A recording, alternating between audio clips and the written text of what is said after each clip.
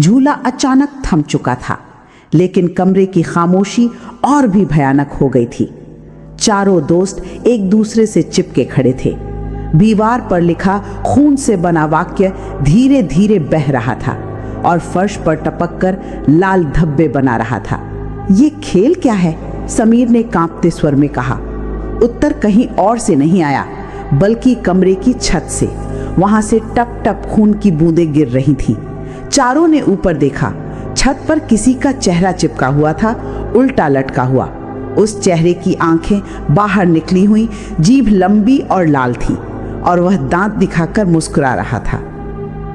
खेल वही है जो हर उस इंसान के साथ होता है जो यहाँ कदम रखता है, वह चेहरा फुसफुसाया। चारों चीखते हुए कमरे से बाहर भागे। इस बार दरवाजा खुल गया था, लेकिन बाहर वही अंधेरी गलियारें थीं। हवेली की दीवारें अब पहले जैसी नहीं थीं। वे मानो सांस ले रही थीं। जगह जगह से कराहने की आवाजें आ रही थीं। विक्रम, जो अब तक सबसे बहादुर बनता था, घबरा कर बोला, ये हवेली जिंदा है। वे भागते हुए एक बड़े हॉल में पहुंचे। वहां टूटा फूटा फर्नीचर, बिखरी किताबें और बीच में एक विशाल पियानो रखा था। पियानो अपने आप बजने लगा। सुर इतने भयानक थे कि कानों से खून निकलने लगे। अजय ने कान बंद कर लिए और जमीन पर बैठ गया। हम यहां से निकलेंगे कैसे? उसने रोते हुए कहा। रोहन ने चारों तरफ देखा और अचानक दीवार पर लटकती एक पुरानी डायरी पर नजर पड़ी। उसने जल्दी से उसे उठाया और खोला। उसमें पीले पड़ चुके पन्नों पर किसी औरत की लिखावट थी। ये हवेली की मालकिन की डायरी है, रोहन बुदबुदाया। पन्नों को पलटते ही उन्हें सच पता चला। सालों पहले इस हवेली में रघुवीर नाम का एक जमींदार रहता था। वह बेहद क्रूर और निर्दयी इंसान था। गांव के लोग उससे डरते थे। उसकी पत्नी ललिता बहुत दयालु और सुंदर थी, लेकिन रघुवीर शक्की स्वभाव का था। उसे हमेशा लगता था कि उसकी पत्नी किसी और से मिलती है। एक रात उसने गुस्से में आकर अपनी पत्नी और बच्चों को इसी हवेली में मार डाला और उनकी लाशें हवेली की दीवारों और फर्श में छुपा दी। ललिता की आत्मा कभी शांति नहीं पा सकी। वह श्रापित हो गई। हवेली की हर दीवार, हर ईंट उसके दर्द और बदले से भर गई। जो भी यहाँ आता वह उसके खेल का हिस्सा बन जाता। यानी वो औरत ललिता है, समीर ने कांपते हुए कहा। अचानक डायरी के पन्ने खुद ब खुद फट गए और आग पकड़ ली। रोहन ने किताब फेंक दी, लेकिन आग बुझने के बजाय हवा में फैलने लगी और पियानो के सुर और तेज हो गए। तभी हॉल का दरवाजा बंद हो गया। फर्श फटने लगा और उसमें से हाथ बाहर आने लगे, कंकालों जैसे हाथ जो उन्हें पकड़ने की कोशिश कर रहे थे। विक्रम ने जोर से चिल्लाया और पास पड़ी कुर्सी उठाकर खिड़की पर मारी। कांच टूटा, लेकिन बाहर अंधेरा ही अंधेरा था, मानो हवेली के बाहर कोई दुनिया ही ना हो। ये हमें कहीं जाने नहीं देगी, अजय चीख पड़ा। तभी हवेली की मालकिन ललिता की आत्मा फिर से सामने आई। इस बार वह और भी भयानक लग रही थी। उसके बाल जमीन तक फैल गए थे, आंखों से खून बह रहा था और उसके हाथ लंबे पंजों में बदल चुके थे। उसने गहरी आवाज में कहा, भागने की कोशिश मत करो, मौत ही तुम्हारा रास्ता है। चारों दोस्त डर के मारे सुन्न हो गए, लेकिन समीर ने हिम्मत जुटाई। तू हमें मार क्यों रही है? तुझसे क्या गलती हुई हमसे? ललिता की आवाज कांप उठी। क्योंकि तुम सब इंसान हो। इंसानों ने ही मेरा सब कुछ छीना। तुम सब उसी का हिस्सा हो, रोहन ने कहा। लेकिन हम दोषी नहीं हैं, हमें छोड़ दो। ललिता की आंखों में एक पल के लिए दर्द उभरा। उसने धीमी आवाज में कहा, मुक्ति तभी मिलेगी जब कोई मेरे बच्चों की हड्डियां ढूंढकर बाहर शमशान में जला दे। लेकिन कोई ये काम कर ही नहीं पाता, क्योंकि हवेली उसे पहले ही निगल जाती है। ये सुनकर चारों को उम्मीद की एक किरण दिखी। हमें हड्डियां ढूंढनी होंगी, विक्रम ने दृढ़ स्वर में कहा। ललिता अचानक गायब हो गई, लेकिन हवेली में और भी भयानक हलचल शुरू हो गई। अब गलियारों से बच्चों के रोने की आवाजें आ रही थीं। चारों भागते भागते एक तहखाने तक पहुंचे। नीचे जाते ही उन्हें गंध और भी तेज लगी। वहां लकड़ी के बक्से पड़े थे। एक बक्सा खोलते ही उनके सामने छोटे छोटे कंकाल निकले। अजय रो पड़ा। ये उसके बच्चे हैं। लेकिन तभी तहखाने का दरवाजा बंद हो गया और वहां दर्जनों परछाइयां उतर आईं। वे परछाइयां धीरे धीरे इंसानी शक्ल ले रही थी। जिन जिन लोगों ने पहले इस हवेली में कदम रखा था और कभी वापस नहीं गए थे, उनकी खोखली आंखें और खुले मुंह अब चारों दोस्तों पर टूट पड़े। समीर ने जल्दी से बक्से में से हड्डियां उठाई और चिल्लाया, हमें इन्हें बाहर ले जाना होगा। लेकिन बाहर का रास्ता कहां था? तहखाने की दीवारें सिकुड़ने लगी। रोहन ने याद किया कि उसने ऊपर की मंजिल पर एक टूटा हुआ शमशान घाट देखा था। शायद वही मुक्ति हो सके। चारों ने किसी तरह दरवाजा तोड़ा और हड्डियां उठाकर भागने लगे। हवेली अब कांप रही थी। दीवारों से खून बह रहा था, छत से लाशें लटक रही थी।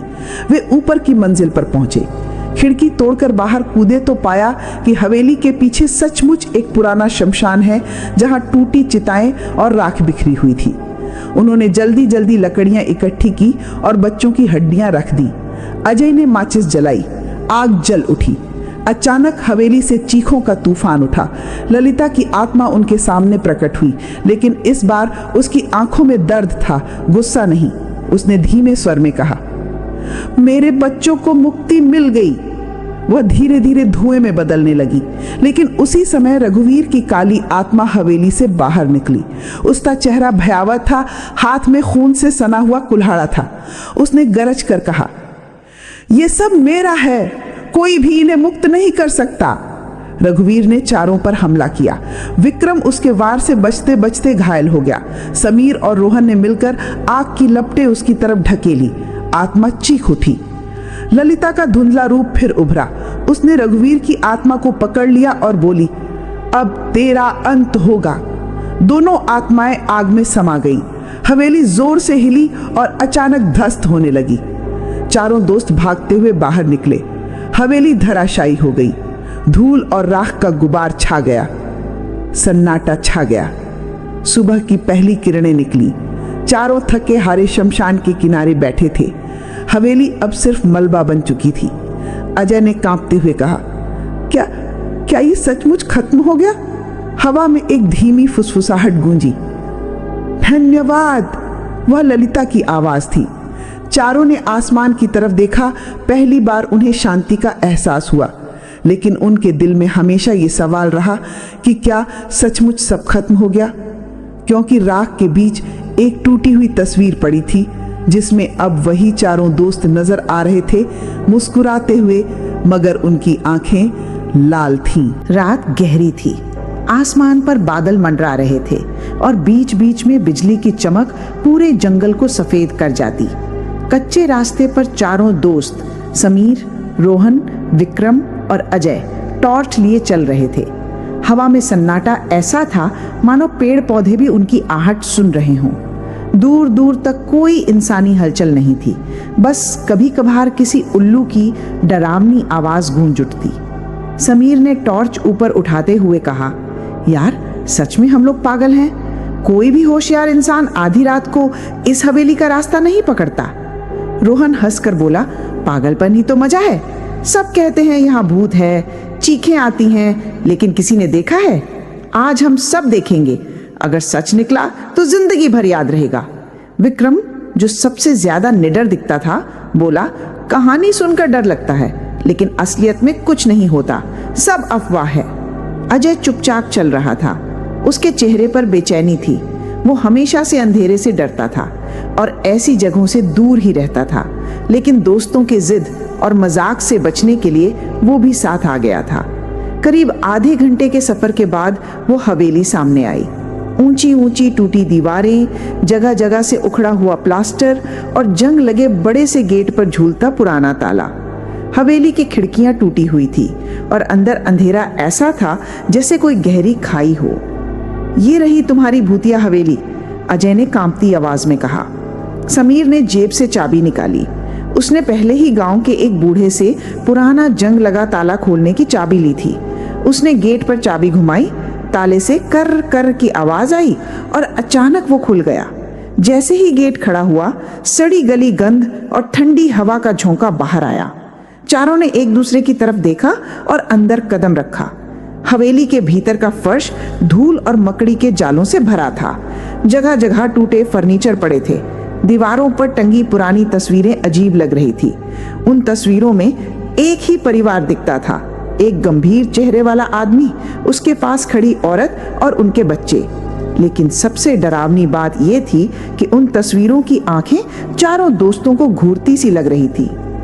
अजय ने धीमी आवाज में कहा, मुझे अच्छा नहीं लग रहा, चलो वापस चलते हैं। डरपोक कहीं का, रोहन ने हंसकर कहा, अभी तो मजा शुरू हुआ है। अचानक ऊपर से किसी के भागने की आहट आई। चारों ने एक दूसरे की तरफ देखा। टॉर्च की रोशनी ऊपर डाली तो सीढ़ियों के कोने में धूल उड़ती नजर आई, मानो किसी ने तेजी से वहां से भागा हो। चलो देखते हैं, विक्रम ने कहा और सबसे पहले सीढ़ियां चढ़ने लगा। ऊपर पहुंचकर उन्हें एक बड़ा सा कमरा मिला। कमरे के बीचों बीच लकड़ी का एक पुराना झूला रखा था जो अपने आप हिल रहा था। खिड़कियां बंद थीं, हवा का कोई झोंका अंदर नहीं था। ये झूला अपने आप कैसे हिल रहा है? समीर की आवाज कांप गई। विक्रम आगे बढ़ा और बोला, कुछ नहीं, पुरानी लकड़ी होगी, जरा छू कर रोकता हूं। जैसे ही उसने झूले को छुआ, अचानक उसके हाथ पर किसी बर्फ जैसे ठंडे पंजे ने पकड़ लिया। विक्रम चीख पड़ा। उसकी चीख इतनी भयानक थी कि बाकी तीनों के रोंगटे खड़े हो गए। झूला एक झटके से और तेज हिलने लगा। अगले ही पल उस पर एक औरत का कंकाल सा शरीर दिखा। उसकी आंखें खोखली थीं, लेकिन अंदर से लाल रोशनी चमक रही थी। उसके चेहरे पर मांस नहीं था, बस हड्डियों पर लटकती सूखी चमड़ी थी। उसने गहरी गूंजती हुई आवाज में कहा, तुम लोग यहां आकर बहुत बड़ी गलती कर चुके हो। अब ये हवेली तुम्हें जिंदा बाहर नहीं जाने देगी। कमरे का दरवाजा अपने आप बंद हो गया। चारों ने दरवाजा धक्का देकर खोलने की कोशिश की, लेकिन वो पत्थर की दीवार की तरह जमे रहा। अजय बुरी तरह कांप रहा था। हमें बचना होगा, ये जगह शापित है। रोहन ने हिम्मत करके कहा, ये सब हमारी आंखों का धोखा है, डर हमें पागल कर रहा है। लेकिन तभी दीवार पर टंगी तस्वीरें अपने आप हिलने लगी। उनमें दिख रहे परिवार के चेहरे बदल गए। अब तस्वीरों में वही चार दोस्त थे, समीर, रोहन, विक्रम और अजय। और तस्वीर में दिखते उनके चेहरे खून से सने हुए थे। चारों की चीख कमरे में गूंज उठी। विक्रम ने जोर से चिल्लाया, ये सब कौन है? तू कौन है? औरत की हड्डियों वाली उंगलियां उसकी तरफ उठी। उसकी लाल चमकती आंखें और भयानक आवाज फिर से गूंजी, मैं इस हवेली की मालकिन हूं और जिसने भी यहां कदम रखा वो कभी वापस नहीं गया। तुम भी नहीं जाओगे। अचानक चारों को लगा कि कमरे की जमीन हिल रही है। फर्श में दरारें पड़ने लगी और उनमें से धुआं और राख जैसी काली परछाइयां उठने लगी। धुएं से अजीब अजीब आकृतियां बन रही थी, कभी चेहरे जैसी, कभी पंजों जैसी। ये सब आत्माएं हैं, अजय ने घबराकर कहा। विक्रम ने फर्श पर पड़ी एक लोहे की रॉड उठाई और दरवाजा तोड़ने की कोशिश की, लेकिन जैसे ही उसने दरवाजे पर चोट मारी, पूरा कमरा अंधेरे में डूब गया। टॉर्चें अपने आप बंद हो गई। बस चारों की चीखें और दीवारों पर गूंजती औरत की हंसी सुनाई दे रही थी। अंधेरे में अचानक किसी के कदमों की आवाज आई। कोई धीरे धीरे उनकी तरफ बढ़ रहा था। चारों ने सांस रोक ली। अगले ही पल विक्रम की चीख निकली। किसी ने उसका गला पकड़ लिया था। विक्रम! समीर चिल्लाया और टॉर्च चालू करने की कोशिश की। टॉर्च झपकी और रोशनी फैली। रोशनी में विक्रम दीवार से चिपका हुआ दिखा। उसके गले पर काले निशान थे, जैसे किसी ने पंजों से दबोचा हो। और उसके सामने वही औरत खड़ी थी। अब उसकी लाल आंखों से खून टपक रहा था। उसने एक भयानक हंसी छोड़ी और बोली, अब तुम सब मेरे हो चुके हो। कमरा गूंज उठा। दरवाजे अपने आप खुल गए, लेकिन बाहर निकलते ही चारों ने देखा कि वो फिर उसी कमरे में खड़े हैं। ये कैसे हो सकता है? अजय रो पड़ा। वो चिल्लाया, हम भाग भी नहीं सकते, ये हवेली हमें कैद कर चुकी है। और तभी दीवार पर खून से लिखा हुआ एक वाक्य उभर आया, भागने की कोशिश मत करो, बाहर निकलने का रास्ता सिर्फ मौत है। चारों ने एक दूसरे की तरफ देखा। हवेली की चीखें तेज हो चुकी थी और उसी पल झूला रुक गया। उस पर बैठी औरत गायब थी, लेकिन पीछे से फुसफुसाहट गूंजी, अब खेल शुरू होगा।